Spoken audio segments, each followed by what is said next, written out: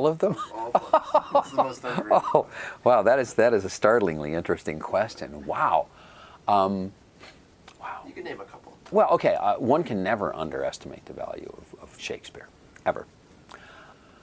I think the most undervalued is what's happening at the moment. We like to read what we like to read.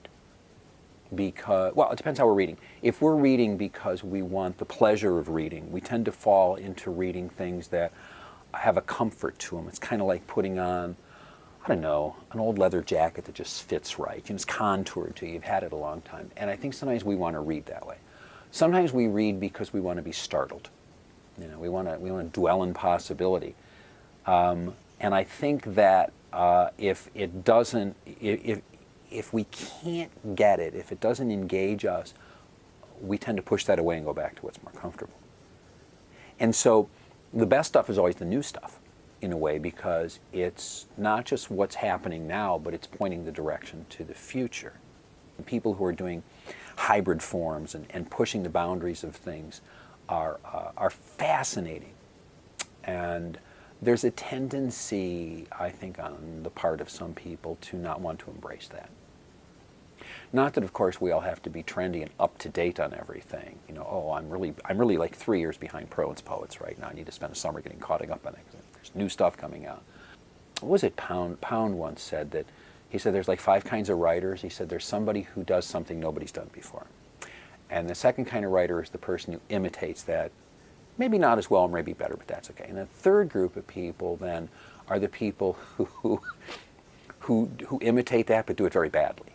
And he said that's the bulk of them. And then he said the fourth group are people who write about all those people as critics. And then the fifth one, he says, are starters of crazes, which kind of loops us back to the beginning. I think that the starters of crazes are interesting, and those people who do new things in new ways. But how do we track that down? And I think that really it's what you guys are doing. It's on new online magazines that can happen from the moment of the idea to being online and launched in 30 days, as opposed to 2 years of setting up a paper press. And by the time you've published the first issue, things have happened in 2 years. I mean, so the best work we're seeing is online, and the best work is being done by small presses, because there's 2 European corporations that own all the American presses now. And it's really difficult for exciting starters of crazes and new and interesting dimensions in writing to get accessed by people, because they're not going to be published by those 2 monster presses whose concern is more profit than possibility. I find the best stuff on small journals.